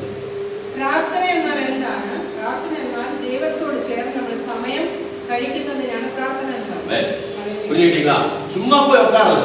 வெளியே போயிருக்கல. நீங்க ஜெபிக்கிறதுக்கு முழங்கால் போடுகிற பொழுது பரிசுத்த ஆவியானவர் உங்க முன்னால நிற்பார். நிச்சயமா நிற்பார். 100% நான் உங்களுக்கு கேரண்டி சொல்றேன். நீங்க ஜெபிக்க முழங்கால் போடுகிற நேரத்திலேயே பரிசுத்த ஆவியானவர் 2 காதுகளையும் திறந்து நீங்க என்ன பேசுறீங்க, என்ன சொல்லுறீங்க, என்ன விண்ணப்பம் தேவனுக்கு கொடுக்கிறீங்க அப்படின்னு கேட்பதற்காக மிகவும் கவனமாக உங்க முன்னால நிச்சயம் இருக்கிறார். நீங்க பிரார்த்திக்க முட்டமடங்கும்போது തന്നെ பரிசுத்தாத்மாவு நம்ம முன்பே வந்து நிற்கும். அதனால ஏதோ அசால்ட்டா ஜெபம் பண்ணாதீங்க. அதோட நம்மள உதாசீனமாய் பிரார்த்திக்க. யார்கிட்ட பேச போறோம்னு தெரியுமா உங்களுக்கு? தேவாதி தேவனோட நீங்க பேசக்கூடிய நேரம். நம்ம சர்வசக்தனாய தெய்வத்தோட சம்சாரிக்கிற சமயம். பிரதான மந்திரி வர்றாரு, சர்ச்சுக்கு வர்றாருன்னு வச்சுங்களேன். பிரதான மந்திரி நம்ம சர்ச்சுக்கு நான் என்ன சொன்னா, அவரும் வந்து நம்ம சர்ச் பிலீவரா மாற்றணும் அப்படின்னு நான் ஜெபம் பண்ணாங்க. ஆமென். நம்ம பிலீவரா. ஆமென். அவர் வர்றப்ப என்ன பண்ணுவீங்க? உங்க கையில மொபைல் போன் இருக்கு, என்ன பண்ணுவீங்க சொல்லுங்க? வந்து அவர் வந்து முன்னால உட்காந்துருக்காரு, நான் உட்காந்துருக்கிறேன், என் கையில மொபைல் போன் இருக்கு, டிங் டிங் டிங் டிங் மொபைல் போன் அடிக்குது. என்ன பண்ணுவீங்க நீங்க?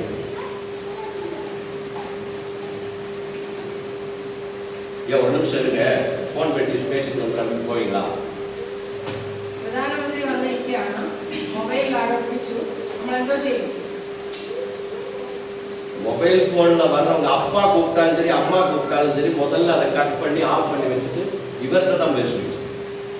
ஆண்ட போன் ஆயிரம் எத்தனை அப்பனாயிரம் அம்மையாயிரம் சரி நம்மள மாட்டி போன்ல கூப்பிடுறவங்க எவ்வளவு பெரிய ஆளா இருந்தாலும் அவரை விட பெரிய ஆளா உங்க முன்னால உட்கார்ந்துருக்காரு. முதல்ல அவர்கிட்ட பேசி அவர் சொன்னதை கேட்டு இல்லை அவருக்கு சொல்ல வேண்டிய காரியத்தை சொல்லி முடிச்ச பிறகுதான் நம்ம போனே அட்டன் பண்ணுவோம். നമ്മുടെ മുമ്പിൽ വന്ന ആളിനോട് സംസാരിച്ചതിന് ശേഷം മാത്രമേ നമ്മൾ ബാക്കിയുള്ളവരോട് സംസാരിക്കൂ. அதுதான் ஜெபத்துக்கு நம்ம செய்ய வேண்டிய முக்கியமான காரியம். யார்கிட்ட நம்ம பேசுகிறோம் என்பதை நாம் தெரிந்து கொள்ள வேண்டும். അതാണ് പ്രാർത്ഥനയുടെ മുഖ്യ വിഷയം. നമ്മൾ ആരോടാണ് സംസാരിക്കുന്നത് ആദ്യം നമ്മൾ മനസ്സിലാക്കണം. ஜெபத்துக்கு எந்த டிஸ்டர்பன்ஸும் வர மாதிரி நடக்கக்கூடாது. அது முக்கியமான காரியம். പ്രാർത്ഥനയ്ക്കിടയിൽ വേറെ യാതൊരു വിധമായ ശല്യങ്ങളും ഉണ്ടാകാൻ പാടില്ല. ஆமென். ஜெபம் பண்றீங்களா? போன் ஆஃப் பண்ணி வச்சிருங்க.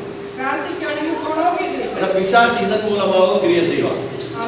எல்லாம் போன் பண்ணி ஆண்டவரே ஆண்டவரே இந்த காரியத்தை நம்முடைய காரியத்தை செய்வீராக ஆண்டவரே, அற்புதத்தை செய்வீராக அப்படின்னு சொல்லி ஜெபிக்கிற நேரம் பார்த்து ட்ரெயின் ட்ரெயின் ட்ரெயின் அடிச்சுட்டு இருப்பான். നമ്മൾ നല്ല ആത്മാവിൽ ഇങ്ങനെ പ്രാർത്ഥിച്ചുകൊണ്ടിരിക്കുമ്പോഴായിരിക്കും ഫോൺ റിംഗ് ചെയ്യുന്നത്. ஏன்னு தெரியுமா? நீங்க என்ன காரியம் ஆண்டவர்கிட்ட கேட்குறீங்களோ அது கேட்காம போயிடணும், அது சொல்லாம போயிடணும், அது உங்களுக்கு கிடைக்காம போயிடணும். அதுக்கு பிசாசு கரெக்டா உங்களுடைய கவனத்தை என்ன பண்ணிடுவான்? சிதறடிப்பான். നിങ്ങൾ പ്രാർത്ഥിക്കുന്ന വിഷയം നിങ്ങൾക്ക് ലഭിക്കാതിരിക്കാൻ വേണ്ടി പിശാച് ഏത് വഴിയിൽ കൂടെയും പ്രവർത്തിക്കും. ஏன்னா என்ன ஜெபிக்கிறோம் அப்படின்னா தெரிந்து ஜெபிக்கணும். அது ரொம்ப முக்கியமான ஒரு காரியம். നമ്മൾ എന്താണ് പ്രാർത്ഥിക്കുന്നതെന്ന് മനസ്സിലാക്കി പ്രാർത്ഥിക്കണം. சில பேர் என்ன ஜெபிப்பாங்க? ஆண்டவரே சோத்திரங்களை ஆசீர்வதி ஆண்டவரே, எங்களுக்காக காரியங்களை செய்ய ஆண்டவரே அப்படின்னு ஜெபிச்சுட்டு இருப்பாங்க. திடீர்னு அவங்க மைண்ட் எங்கேயோ போயிடும். പ്രാർത്ഥിച്ചുകൊണ്ടിരിക്കുന്നതിന് ചിലവരുടെ വിചാരങ്ങൾ വേറെ ഇടത്തേക്ക് പോകും. அப்ப என்ன ஜெபிப்பாங்க? ஆண்டவரே நீ ஜெபம் பண்ண ஆண்டவரே, ஆண்டவரே நீ ஜெபம் பண்ண ஆண்டவரே, நீ ஜெபம் பண்ண ஆண்டவரே அப்படி ஜெபிப்பாங்க. நீ ஜெபம் பண்ண ஆண்டவரே அப்படிம்பாங்க. നമ്മൾ ദൈവത്തോട് പറയും ஜெபிச்சிட்டு இருக்காங்க. அந்த மைண்ட் என்னாச்சு? எங்கேயோ போச்சு. என்ன வாயிலிருந்து வர்றதுன்னு கூட தெரியாது. നമ്മൾ എന്താ പ്രാർത്ഥിക്കുന്നതെന്ന് ശ്രദ്ധിക്കാതെ ഇരിക്കുന്നത് പ്രാർത്ഥന. அப்படி ஜெபிக்க கூடாது. நம்ம என்ன ஜெபம் பண்றோமோ உங்களுடைய மைண்டும் உங்களுடைய வாய்க்கும் ஒரு கனெக்ஷன் இருக்கணும். നമ്മുടെ വിചാരങ്ങൾക്കും വായ്ക്കും തമ്മിൽ ഒരു കണക്ഷൻ ഉണ്ടാവും. கேட்கிறத நீங்க தெரிஞ்சுக்கிட்டு அப்படிதான் நீங்க அவர்கிட்ட கேட்கணும். നമ്മൾ കേൾക്കുന്നത് മനസ്സിലാക്കിയിട്ട് വേണം നമ്മൾ മറുപടി പറയാൻ. ஆமென். ஹல்லேலூயா. அடுத்து ஜெபம் என்ன அப்படின்னு கேட்டீங்கன்னா, இந்த வசனத்தை படிங்க. மேத்யூ 11வது அதிகாரம், மத்தேயு 11வது அதிகாரம், புதிய ஏற்பாடுல முதல் புத்தகம், நியூ டெஸ்டமென்ட்ல முதல் புத்தகம், மாத்யூ 11வது அதிகாரம் 25வது வசனம்.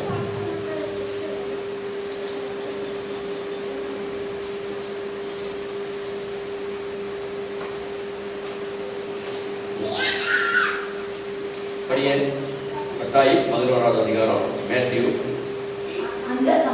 அந்த சமயத்திலே இயேசு சொன்னது, பிதாவே வானத்துக்கும் பூமிக்கும் ஆண்டவரே, இவைகளை ஞானிகளுக்கும் கல்விமான்களுக்கும் மறைத்து பாலகர்களுக்கு வெளிப்படுத்தினபடியால் உம்மை ஸ்தோத்திரிக்கிறேன்.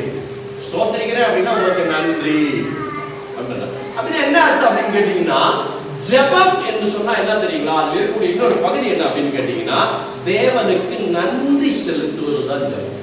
பிரார்த்தனை என்ன, நம்ம தெய்வத்திற்கு நன்றி പറയുന്നതാണ് பிரார்த்தனை. ஒண்ணு முதல்ல பார்த்தோம், தேவனோடு நேரத்தை செலவு பண்ணுவது, தேவனோடு பேசுவது ஜெபம்.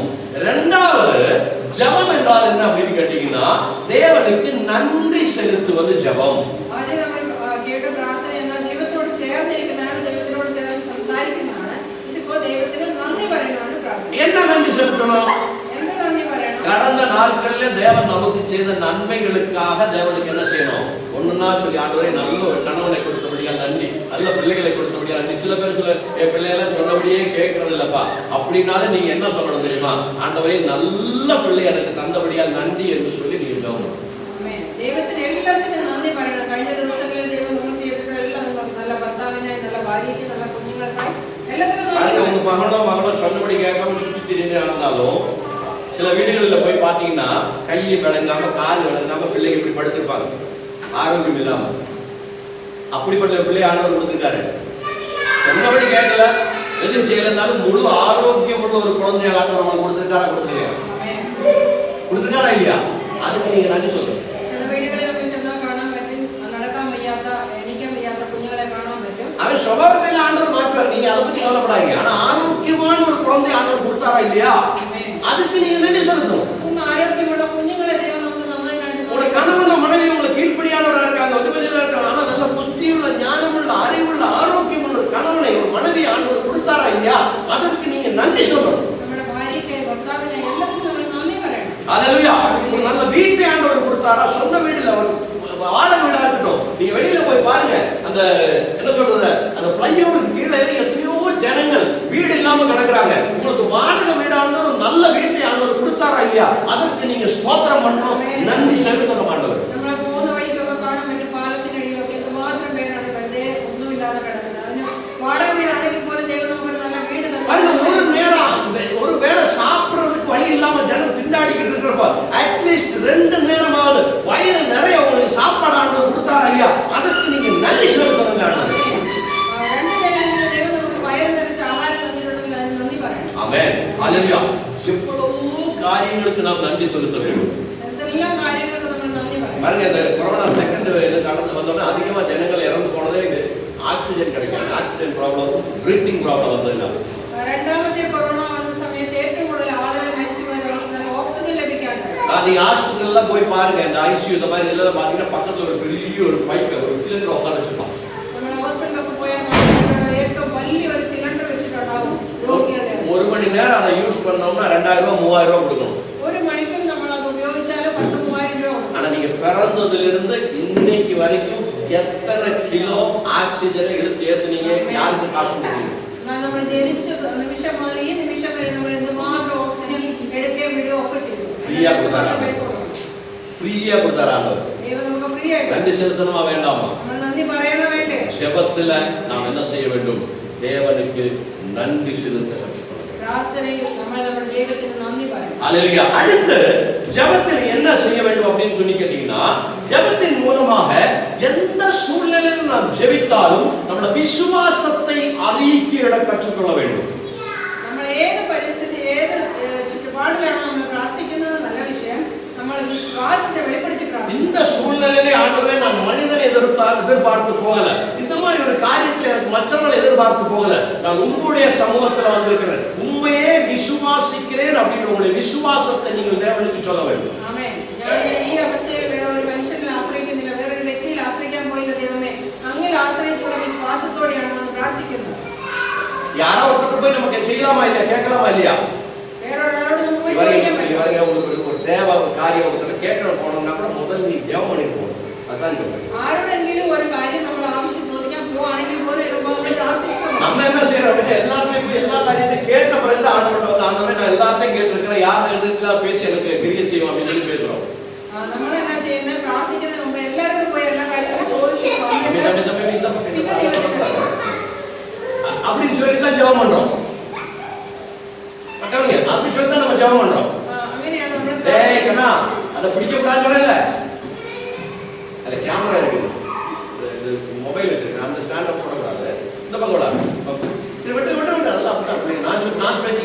நீங்க பேசுறாங்க, நான் பேசுனா கேட்பான், நீங்க பேசுனா கேட்க மாட்டோம். ஓகே, அப்ப என்ன பண்ணணும்? அந்த அறிக்கையை நாம் என்ன பண்ண வேண்டும்? வெளியிட வேண்டும். விசுவாசத்தை நம்ம அறிவிக்கணும். ஆண்டவரே, இன்னொருத்தரை போய் உதவி கேட்கறதுக்கு முன்னால, இன்னொருத்தர் பேசுறதுக்கு முன்னால, நான் உன்னை விசுவாசித்து வந்திருக்கிறேன், நீர் அவருடைய இருதயத்துல பேசும். കർത്താവേ, ഞാൻ അവരുടെ അടുത്ത് പോകുന്നതിന് മുമ്പായിട്ട് നിങ്ങളുടെ അടുത്ത് വരികയാണ്. ഞാൻ അവരോട് പറയാൻ പോകുന്ന കാര്യങ്ങൾ നീ അവരോട് സംസാരിക്കണം. ஒரு வசனத்தை படிங்க. அப்போஸ்தலர் நடவடிக்கை புதிய ஏற்பாட்டில் 5வது புத்தகம் 16வது அதிகாரம் 25வது வசனம். நான் இந்த எடுத்து கொடுக்குற இந்த புதிய வாக்கியங்கள் எல்லாம் இருக்கு. அதோட மேலேயும் கீழே இருக்கிற வசனத்தை நீங்க வீட்டில் போய் படிச்சுக்கணும், நோட் பண்ணி வச்சுக்கோங்க. ஏன்னா முழுசா நம்ம படிக்கிறதுக்கு நேரம் இல்லாத அப்படின்னா நமக்கு ஒரு 5 நிமிஷம் தான் இருக்கு. 5 நிமிஷம் காரியங்களை சொல்லி முடிக்கணும். அதுக்காக சீக்கிரமா போறேன், சீக்கிரமா படிங்க. அப்போஸ்தலர் நடவடிக்கை 16வது அதிகாரம் 25வது வசனம். பவுலும் சீலாவும் ஜெபம் பண்ணி தேவனை துதித்து பாடினார்கள். காவலில் வைக்கப்பட்டவர்கள் அதை கேட்டுக் கொண்டிருந்தார்கள்.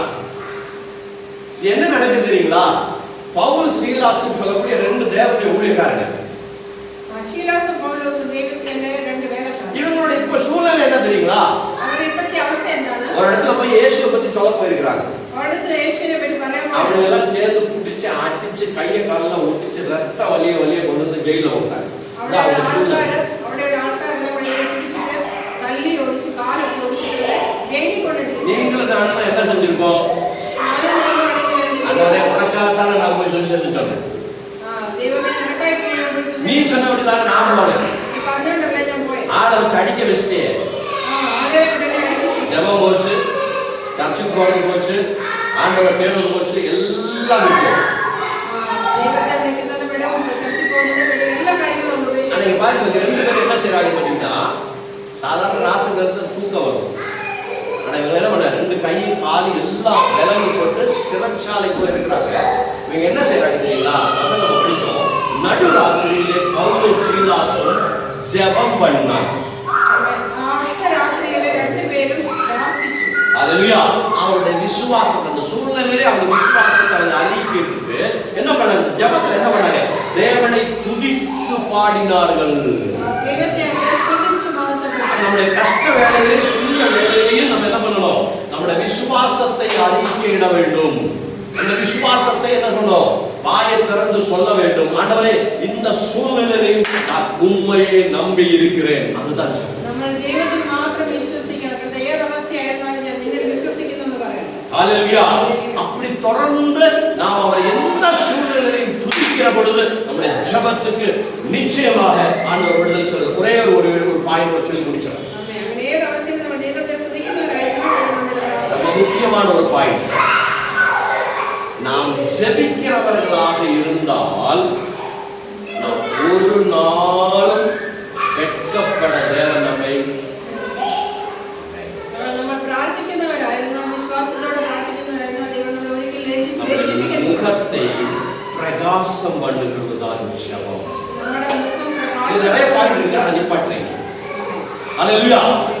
நீங்க ஜெபிக்கிறவர்களானால் நிச்சயமாக உங்களுடைய முகம் மலர்ந்திருக்கும். നിങ്ങൾ പ്രാർത്ഥിക്കുന്നവരാണെങ്കിൽ നിങ്ങളുടെ മുഖം എപ്പോഴും പ്രകാശമാണ്. இன்னொரு வசனத்தை கூட படிச்சு முடியுங்க. அதே லூக்கா, அது யோவான் எழுதின சுவிசேஷம்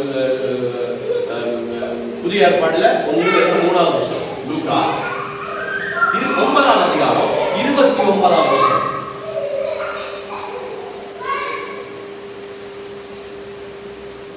அவர் ஜெபம் பண்ணுகையில் இயேசு ஜெபிக்கிறார். அதான் சொல்றாங்க, அவர்தான் இயேசு தான்.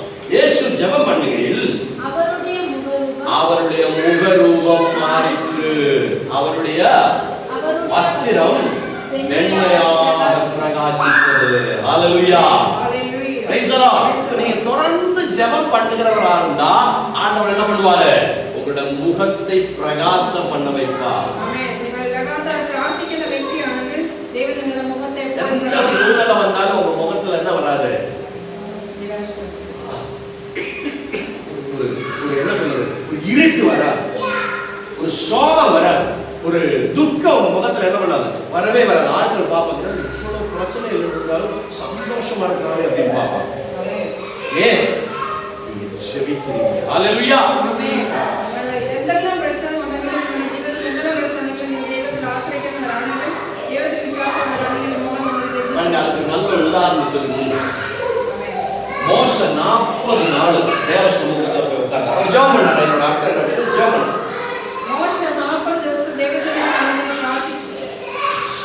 தேவனை முகாமுகமா பார்க்கிறார். அங்க இருந்து இறங்கி வரப்ப வசனம் சொல்லுது, மோசேயோட முகம் பிரகாசம் அடைந்தது. ஆமென்.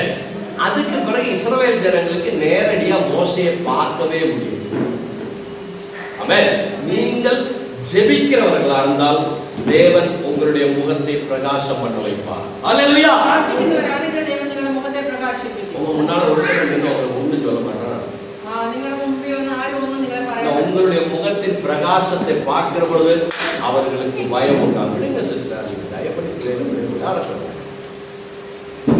உங்களுடைய கவனத்தை நீங்க சிதறடிக்காங்க. வசனம் பேசுறது ரொம்ப முக்கியமான விஷயம். You should be grass that word.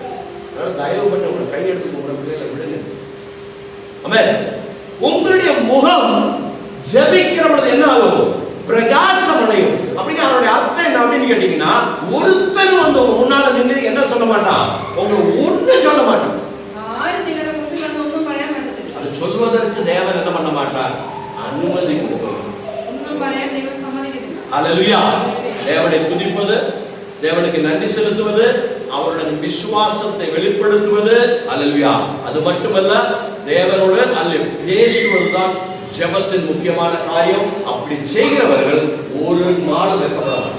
தெய்வத்தோடு சேர்ந்திருந்த விசுவாசத்தோட பிரார்த்திச்சு ஏத அவஸ்தையிலும் தெய்வத்தில் ஆசீர்வதிக்கிற தேவ ஒரு நாள் இல்லை. வசன சங்கீதக்காரன் சொல்கிறான், தேவன் முகத்தை பார்த்தவர்கள் ஒரு நாள் என்ன பண்ண மாட்டாங்களா?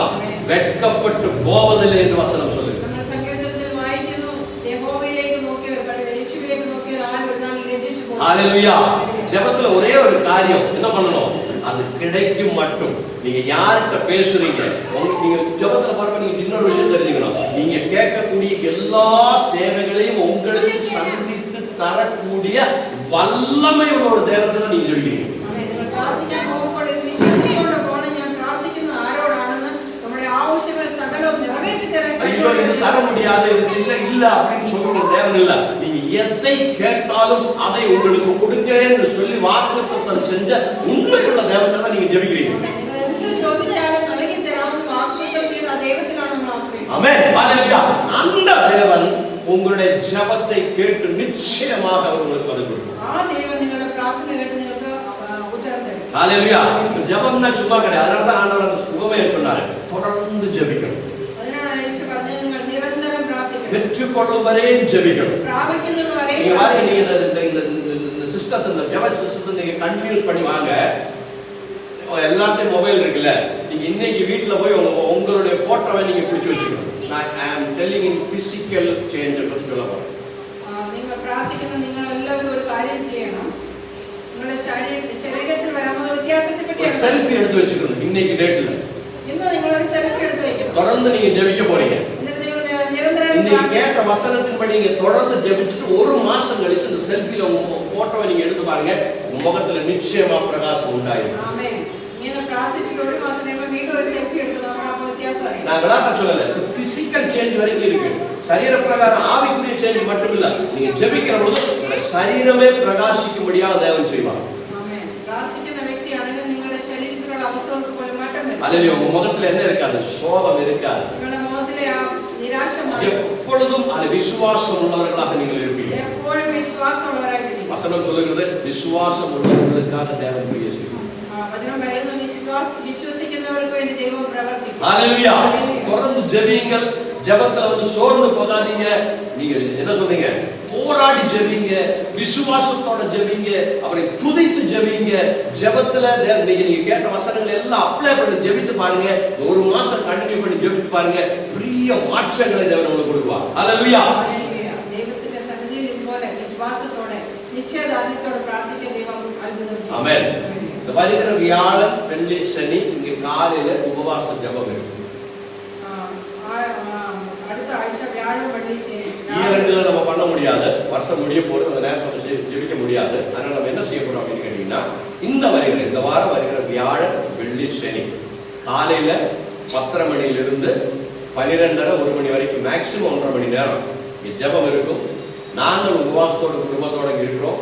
உங்களிலே கலந்து கொள்ள வேண்டாம். இதை எந்த நாள் எதுக்கு வச்சிருக்கேன் அப்படின்னு கேட்டீங்கன்னா, என்ன சொல்றது, தீபாவளி டேஸ் எல்லாத்துக்குமே லீவு, புரியுதுங்களா? Deepavali days, school leave, offices leave, எல்லாமே லீவாக இருக்கிறபடினா தான் இந்த நாள் நம்ம வச்சுருக்கோம். வர முடிந்தவர்கள் காலையில் நீங்கள் 10 மணி 10:30 மணிக்கு வாங்க. 10:30 மணிலிருந்து 11, 12 மணி வரைக்கும், மேக்ஸிமம் 12 மணி வரைக்கும் 1 மணி நேரம் 1 மணி நேரம் நீங்கள் உட்காந்து பாடி தேவனுக்கு நன்றி செலுத்தி அவரை துதித்து நம்ம ஆராதிக்க போகிறோம். 3 நாள், வியாழன் வெள்ளி சனி 3 நாள் உபவாச ஜெபம் இருக்கும். காலையில் மட்டும்தான், சாயங்காலம் எந்த ப்ரோக்ராமும் இருக்காது. ஏன்னா பட்டாக்கு வெடிப்பாங்க, அது வெடிப்பாங்க, இது வெடிப்பாங்க, அங்கே போ ஆளு வருவாங்க, ஃபுல்லாக ரஷ்ஷாக இருக்கும், மார்க்கெட்டு பிஸியாக இருக்கும். ஸோ அந்த நேரத்தில் நம்ம வந்து எதுவும் செய்ய முடியாது. பிஸ்னஸ் பண்ணுறவங்க வந்து கரெக்டாக அந்த நேரத்தில் பிஸ்னஸ் ஜாஸ்தியாக நடக்கிற நேரம். ஸோ அவங்க யாருக்கும் டிஸ்டர்ப் ஆகக்கூடாது அப்படின்றத என்ன பண்ணுறோம், காலை நேரத்தில் நம்ம வைத்திருக்கிறோம். காலை கரெக்டாக 10:30 மணிக்கெல்லாம் நீங்கள் வரதுக்கு முயற்சி பண்ணுங்க. 12 மணிக்கு ஷார்ப்பாக நம்ம முடிச்சிடுவோம். 3 நாட்கள் வருடத்தில் ஆண்டவர் செய்த நன்மைகளை நினைத்து நம்ம அவரை துதிக்க போகிறோம், நன்றி செலுத்த போகிறோம். புது வருடத்தில் ஆண்டவர் நமக்கு செய்யக்கூடிய ஆசீர்வாதங்களுக்காக நம்ம ஜெபிக்க போகிறோம்.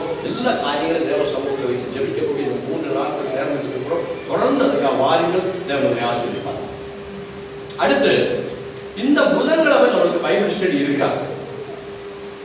புதன்கிழமை ரொம்ப இதாக இருக்கும், மார்க்கெட்டு பிஸியாக இருக்கும், சில விஷயங்கள் முக்கியமாக இருக்குது. அதனால இந்த புதன்கிழமை பைபிள் ஸ்டடியை நம்ம செவ்வாய்க்கிழமை வைக்கிறோம், முதல் நாளிலே வைக்கிறோம். செவ்வாய்க்கிழமை இரவில் 7:30 மணியிலிருந்து 8:30 மணி வரைக்கும் தொடர்ந்து நாம் குடும்பம் என்னால் என்ன, தேவன் அதை எப்படி ஆசீர்வதிக்கிறார், இந்த குடும்பம் சந்தோஷத்தோட சமாதானத்தோட ஆரோக்கியமான ஒரு குடும்ப வாழ்க்கை எப்படி வாழ முடியும் அப்படின்ற காரியத்தை பற்றி பைபிள் ஸ்டடியை படித்துக் கொண்டிருக்கிறோம். ரொம்ப ஆழமான சத்தியங்களை படித்துக் கொண்டிருக்கிறோம். ஸோ தொடர்ந்து அதை கற்றுக்கொள்ளும்படியாக செவ்வாய்க்கிழமை இரவில் என்ன பண்ணுங்க, தயவு இருக்கா வாழ்க்கை மற்றவர்களுக்கு சொல்லுங்க. மற்ற இன்னும் சில ஆட்கள் வருகிறார்கள், அவர்கிட்ட சொல்லுங்க. புதன்கிழமை இருக்காங்க, செவ்வாய்க்கிழமை இருக்குன்னு சொல்லுங்க. உபவாச பிரார்த்தனை சொல்லுங்க. பகல்ல ஃப்ரீயா இருக்கிறவங்க, அது எந்த சர்ச்சில் போறவங்களா இருந்தாலும் சகோதரர்களோ யாராவது இருந்தாலும் ஜெயந்திட்ட சொல்லி பாருங்க, வெண்ணிலா சிஸ்டர் எல்லாம் சொல்லி பாருங்க. ஃப்ரீயா இருந்தால் வந்து கலந்து கொள்ள சொல்லுங்க. தொடர்ந்து நாம் ஜெபிப்போம், கண்ணில் மூடுவோம், தேவனுடைய ஆசீர்வதிப்பாங்க. மரா அங்கு பிரார்த்தனை. நல்லதையுமே வாழ்த்துக்கொண்டால் சொல்கிறார்.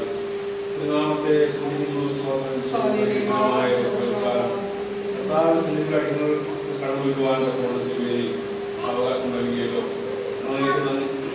സ്തുതിയും സ്തോത്രവും അർപ്പിക്കുന്നതായി കാര്യങ്ങളുടെ പ്രസാദിതനായി സ്തോത്രം എന്നുപോയ നിങ്ങളെ കുട്ടികളുടെ ക്ഷേമമായി പരിപാലിക്കുകയും സൂക്ഷിക്കുകയും നടത്തിയല്ലോ. ഭയങ്കരമായി നാം ഭയങ്കരമായിക്കാലം നിങ്ങളെ സഹായിക്കുന്നവയ്ക്കായി സ്തോത്രം ചെയ്യുന്നു. നിങ്ങളെ ഗ്രഹിക്കുന്നവയ്ക്കായി നന്ദി പറയുന്നു. ഞാൻ ആവശ്യമായ വചനങ്ങളെ സ്തുതിപ്പാൻ കർത്താവ് സഹായിച്ചുവല്ലോ. സഹായിക്കാൻ പറ്റണം. ദാസനെയും ദാസിയെപ്പെടുന്നത് കൃപയാൽ സഹായിക്കുമ്പോൾ സ്തോത്രം ചെയ്യുന്നവരെ ഗ്രഹിക്കുകയും സഹായിക്കുകയും ആവശ്യമായ എല്ലാ കൃപകളും പ്രധാനമായി നൽകി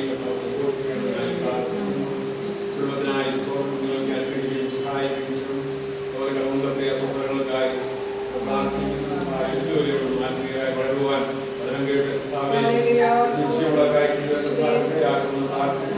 തുറന്ന് കടലായ ഉൾക്കൊള്ളുവാൻ കായിക ഉദ്യോഗത്തിൽ ഉളവാക്കുവാൻ ഞങ്ങൾക്ക് കണ്ണുവന്ന് പ്രാപിപ്പാൻ തക്കവണ്ണം ദിവസത്തിന്റെ വിശ്വസിച്ച് നിൽക്കാൻ തക്കവണ്ണം അവരുടെ ഇടയാക്കുന്നതിനായി പ്രാർത്ഥിക്കുന്നു.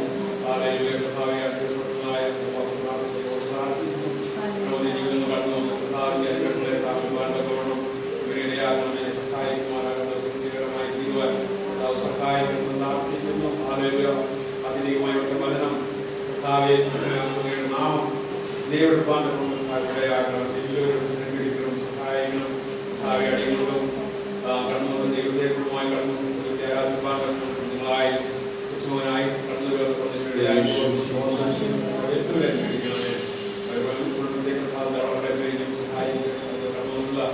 എല്ലാവരെയും പേരുവരായി ബുദ്ധിമുട്ടായി പ്രാർത്ഥിക്കുന്നു. എല്ലാവരും പരിപാലിക്കുകയും അവരുടെ സ്നേഹം തള്ളി സൂക്ഷിക്കുകയും ചെയ്യുമാറാകണമേ. പ്രേരിക്കണം. എല്ലാം നമ്മൾ നന്ദിയോടെ അർപ്പിക്കുന്നു. പ്രാർത്ഥിക്കുന്നു.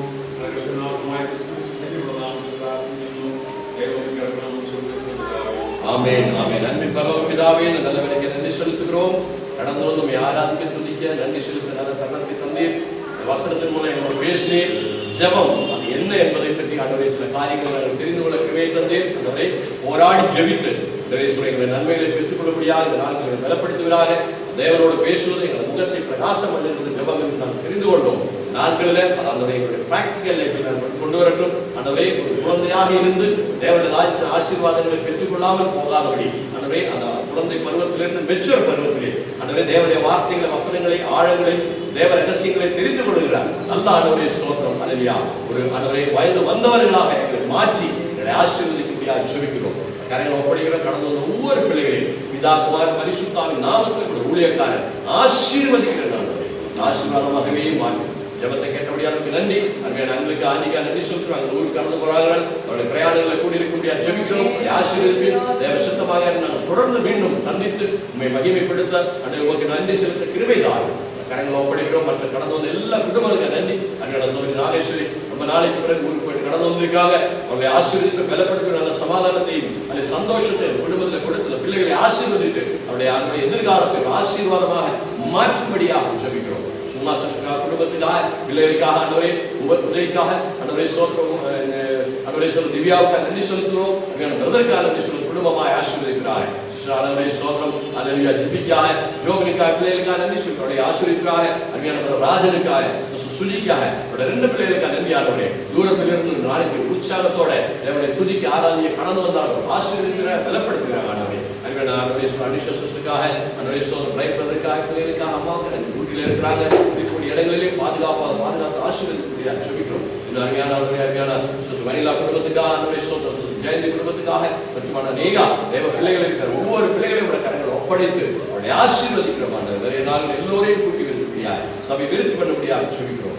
கரங்களை ஒப்படைக்கிறோம். ஜெபத்தை கேட்டபடியாக நன்றி செலுத்துகிறோம். இயேசு கிறிஸ்து நாமத்திலே நாங்கள் ஜெபிக்கிறோம். நல்ல பிதாவே. கர்த்தரே ஸ்தோத்திரி. முழுவதுமே ஆத்மாவே கர்த்தரே ನಮ್ಮ ಪಿತಾವಾದ ಸ್ನೇಹಪುತ್ರನಾಯ നമ്മെ ആശ്വസിച്ചുകൊണ്ട് പരിശുദ്ധാത്മാവിന്റെ സഹവാസം നമ്മോട് സകല വിഷയങ്ങളും എപ്പോഴും ലോകമാകുന്ന സകല വിഷയങ്ങളുമായിട്ട് കർത്താവായ യേശുക്രിസ്തുവിന്റെ എല്ലാവരുടെയും ഉണ്ടായിരിക്കുമാറാകട്ടെ. പകൽവേളയിൽ ജയം കൊടുത്ത ദേവനെ നന്ദി സെലുത്തുവാനായി தேவனுடைய ஆசீர்வாதம் ஜெபியுங்கள். இந்த செவ்வாய்க்கிழமை தான் பைபிள் ஸ்டடி. அதே மாதிரி வியாழன்கிழமை சரி 3 நாட்கள் காலையில் உபவாச ஜெபம் இருக்கும். ஸோ நீங்கள் ஜெபிங்க, மற்றவர்கள் சொல்லுங்க, அழைத்து வாருங்கள். தேவனுடைய ஆசீர்வாதம்.